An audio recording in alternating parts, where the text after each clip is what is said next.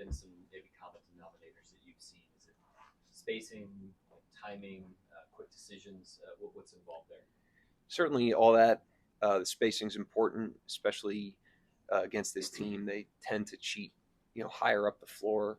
And if you can get kind of the second level of their defense, then you can have some baseline cuts. And Chet found one. We found Hartenstein in transition. We found Hartenstein against the zone.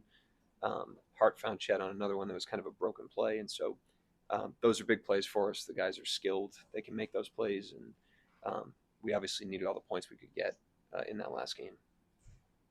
Mark, I think this is after game 3. You said something along the lines of what happened down the stretch of that game wasn't anything tricky that Denver was doing, that you guys didn't need to reinvent yourselves. Like, what are they doing specifically?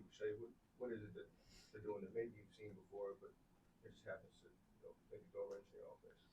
I think the biggest takeaway of what they're doing through 4 games is that they're doing a lot. It's more so that than any one specific thing. They've thrown 3 different zones out against us. They've switched. They've had Jokic back, Jokic up to the level of the screen. They've just shown a lot of different looks and a lot of different schemes, and have pivoted pretty quickly to those in games, game to game and half to half, possession to possession sometimes. But fortunately for us, we've kind of seen a lot of what they've shown.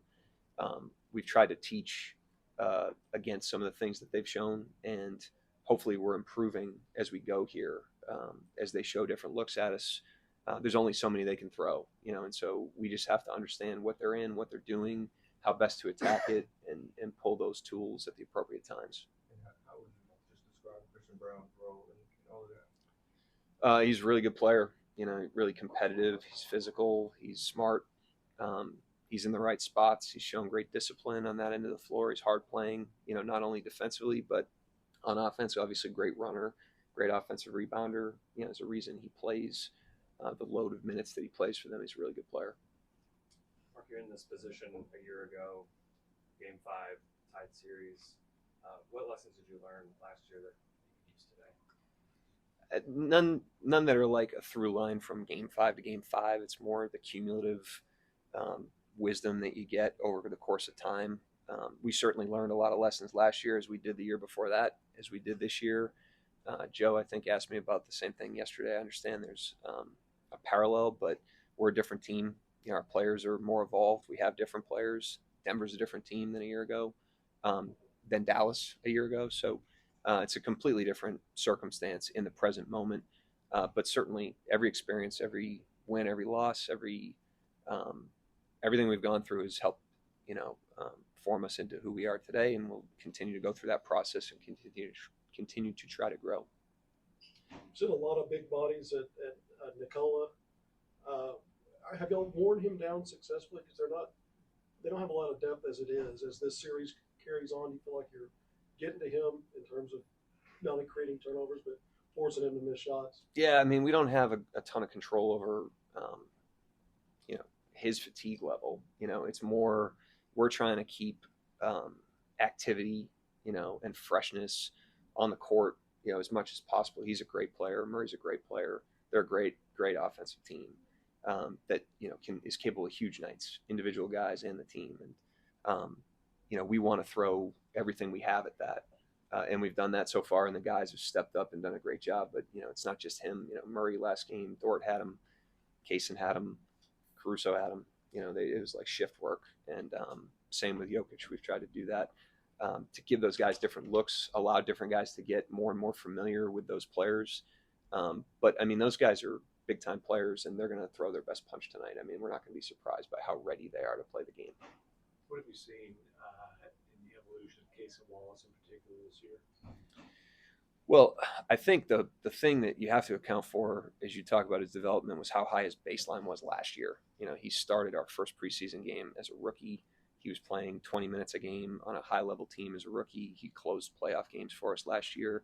So, his competitiveness, his physical gifts, his intelligence, all that stuff coming in the door was really, really, really good. And this year, he's just evolved as a more dynamic offensive player, and I think he's really learned the league. I think last year, Dort was like this. Those guys are just so competitive. and reactive as competitors, that when they're young, they're respectfully clueless, but they're just like really effective on effort and physical gifts. And then over time, you guard Jamal Murray once, and then you guard him twice, and then you guard him 3 times. Then you're guarding him 10 times at some points, and you really learn the league, you learn the opponents, you learn the tricks. He's in Dort's much more involved in that process, but Kayson's on his track there, and I think being around Dort and Caruso, who are both highly effective but very different, has really helped him with that as well. Coach, you've had 3 or 4 close playoff games. From a Poise standpoint, where do you feel like you guys have performed, especially in the aftermath of game 1?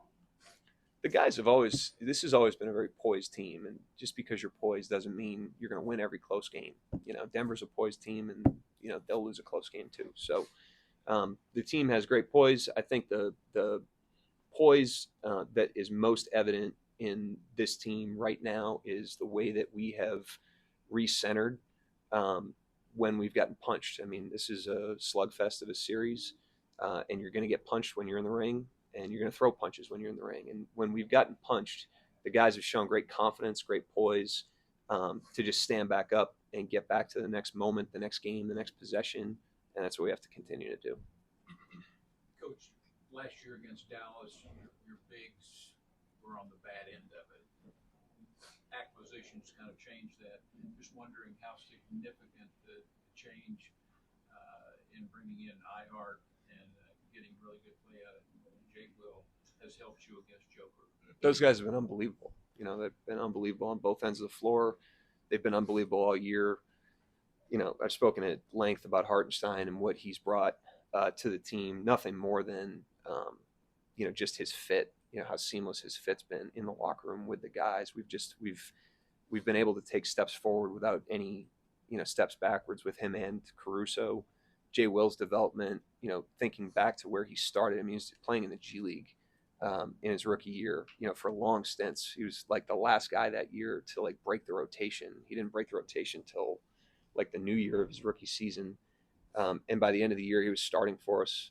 And then Chet, has developed in a significant way over time. And so great internal development, obviously a great add with Hart and great development by him throughout the course of the year.